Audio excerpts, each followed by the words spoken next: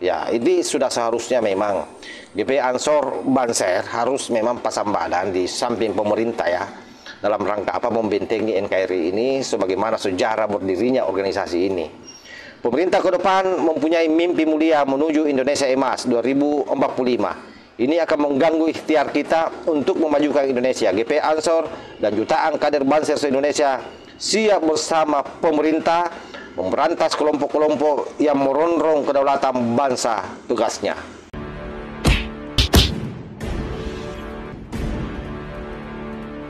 Assalamualaikum warahmatullahi wabarakatuh. Om Swastiastu, Namo Buddhaya, salam kebajikan.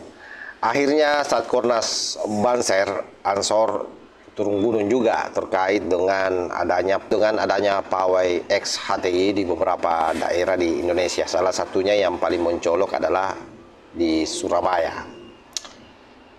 Tentu hal ini menjadi prioritas utama memang kalau di Gerakan Pemuda Ansor, karena kita tahu bahwa isu soal toleransi ini bagaimanapun menjadi tanggung jawab Gerakan Pemuda Ansor sebagai gerbong Nahdlatul Ulama, organisasi pemuda yang memang dari dulu gencar mengkampanyekan supaya ormas-ormas terlarang di Indonesia yang memiliki agenda-agenda khusus terkait dengan ideologi-ideologi sempalan yang merusak Pancasila harus dimusnahkan dari NKRI.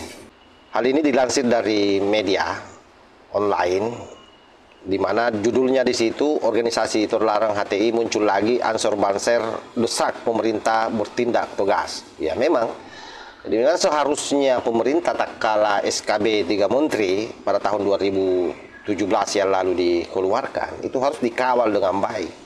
Jadi tidak boleh lagi embrio daripada ormas-ormas HTI ataupun FPI ini dibiarkan bergerak liar di NKRI ini, karena ini sangat membahayakan bangsa kita. Ini saya lanjut. Jakarta, Hizbut Tahrir Indonesia atau HTI, organisasi terlarang yang telah dibubarkan pemerintah 19 Juli 2017, kembali muncul. Seolah menantang pemerintah dengan unjuk kekuatan di beberapa daerah. Ya, betul. Bukan saja menantang sebenarnya. Jadi sebenarnya HTI ini sama saja kalau dia mengibuli pemerintah. Kenapa? Karena jelas-jelas ormas ini sudah dilarang, yaitu pada tahun 2017, tepatnya 19 Juli yang lalu, SKB 3 Menteri dikeluarkan agar organisasi ini tidak lagi beraktivitas. Karena itu tadi jelas sekali apa yang membuat dilarang, semua orang tahu bahwa dia memiliki agenda khilafah yang ingin memberangus Pancasila. Nah, kita lanjut. HTI dibubarkan pemerintah melalui Kementerian Hukum dan HAM karena bertentangan dengan Pancasila, Undang-Undang Dasar tahun 1945 dan mengancam keutuhan NKRI. Timbul pertanyaan, dari sisi mana dia mengancam keutuhan NKRI?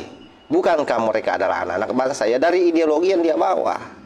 Dia membawa ideologi transnasional, yaitu sistem khilafah ya, kalau dalam istilah FPI, NKRI bersyariah, ini istilahnya Rizik Syihab ya, sama saja. Saya lanjut, GP Ansor dan Banser teguh pada pendirian hukum yang menegaskan pembubaran HTI. Dan sekarang bermunculan di beberapa daerah, tersebar di sosial media dan laporan masyarakat.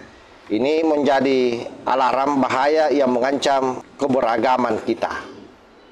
Kata Kepala Satkornas Banser Haji Safik Sauki secara tertulis pada Minggu tanggal 1 bulan 2 2025. Gus Sauki mengatakan bahwa aksi unjuk gigi HTI di berbagai daerah merupakan pengingat bahwa tata kebangsaan masih bakal dihantui kehadiran mereka. Menggunakan berbagai kedok acara, mereka mengkampanyekan sistem khilafah yang sudah sangat jelas bertentangan dengan keindonesiaan kita yang beragam, katanya. Ya memang. Jadi mereka itu menggunakan isu Palestina. Jadi bela Palestina, pawai ke mana-mana, membawa bendera hitam bertuliskan la ilaha illallah Muhammadar Rasulullah. Jadi seolah-olah membangun identitas bahwa mereka adalah orang-orang yang lagi berjuang untuk agama. Inilah yang banyak mengecoh umat. sehingga mereka mendapatkan perhatian banyak orang yang kemudian tidak paham bahwa mereka memiliki agenda, itu kemudian ikut-ikutan dan bahkan menghujat orang-orang seperti kita ini yang berupaya mempertahankan bangsa ini dari perongrong ideologi Pancasila. Nah, salah satunya ya ini HTI. Nah, saya lanjut. GP Ansor Banser sebagai organisasi yang patuh terhadap hukum, norma dan ajaran-ajaran para ulama mendesak pemerintah bertindak tegas atas pelanggaran ini.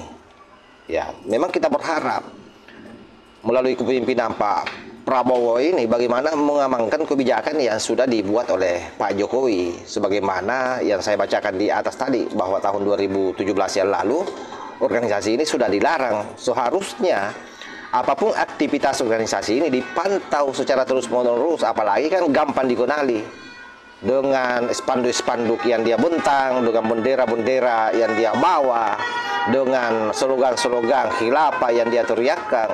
Itu kan mudah dilacak, harusnya ini ditahan, tidak diberi izin. Tetapi oleh para Kapolda, Kapolres, disinilah masalahnya. Sehingga saya yakin ke depan ini negara kita akan kesulitan untuk mencapai apa yang dia cita-citakan, yaitu Indonesia Emas pada tahun 1945. Gus Sapik juga menegaskan bahwa GP Ansor bersama jutaan kader Banser siap berada di belakang pemerintah dalam hal pemberantasan gerakan-gerakan terlarang. Ya, ini sudah seharusnya memang GP Ansor Banser harus memang pasang badan di samping pemerintah ya, dalam rangka apa membentengi NKRI ini sebagaimana sejarah berdirinya organisasi ini. Pemerintah ke depan mempunyai mimpi mulia menuju Indonesia Emas 2045. Ini akan mengganggu ikhtiar kita untuk memajukan Indonesia. GP Ansor dan jutaan kader Banser se-Indonesia siap bersama pemerintah memberantas kelompok-kelompok yang merongrong kedaulatan bangsa tugasnya. Nah, saya kira jelas ya apa yang disampaikan oleh Satkornas Banser di dalam rilisnya ini, memberikan ketegasan bahwa Ansor Banser tetap loyal, setia terhadap NKRI, terhadap Pancasila, Bhinneka, dan bersama-sama dengan pemerintah, dan bahkan menyiapkan barisan Ansor Serbaguna yang kurang lebih 7 juta ini untuk digerakkan bila memang itu diperlukan. Saya kira demikian. Wallahul muwaffiq ila aqwamit thoriq. Wassalamualaikum warahmatullahi wabarakatuh.